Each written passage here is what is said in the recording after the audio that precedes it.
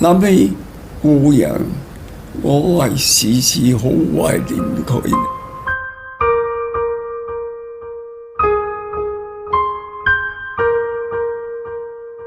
第一次同李光耀先生見面呢，係1967年或者68年。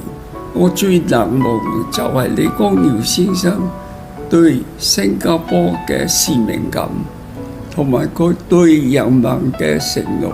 如果你明白當時亞洲嘅複雜背景同經濟有幾艱苦，先至能夠體會到佢嘅挑戰。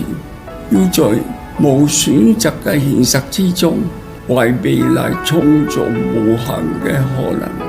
用今日嘅眼光去睇歷史，好多時候不足公平嘅。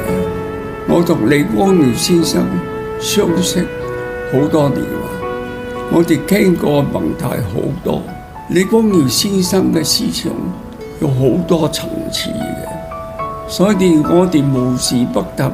好自然，但係卒之呢，我哋能夠講到用大家嘅觀點差唔多嘅。佢嘅決心係排除萬難實踐佢承諾，係值得大家一輩子學習嘅。